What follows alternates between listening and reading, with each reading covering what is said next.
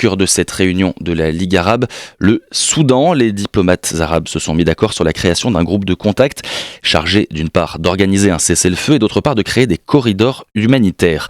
Au même moment, à Jeddah, à quelques encablures à peine de Port-Soudan, des discussions ont lieu entre les généraux rebelles. Les États-Unis et l'Arabie saoudite ont assis à la même table des émissaires du général Abdel Fattah al-Burhan et des forces de soutien rapide de son rival Hemedti. Objectif, poser les bases d'un cessez-le-feu, mais depuis hier, rien ne filtre des pourparlers. Marion Fontenille, l'ONU a dépêché sur place son responsable pour les affaires humanitaires.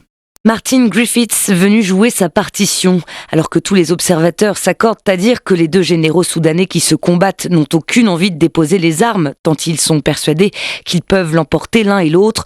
Le responsable onusien veut les convaincre de penser aux civils qui vivent un calvaire.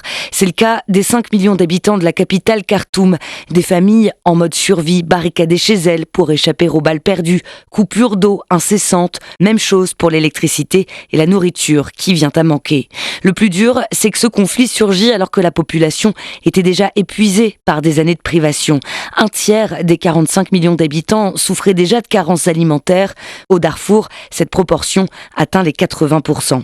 La plupart des ONG ont été contraintes de quitter le pays. Celles qui restent se disent totalement dépassées. Les agences onusiennes sont aussi en grande difficulté alors que des dépôts et des convois de nourriture ont été pillés ces derniers jours.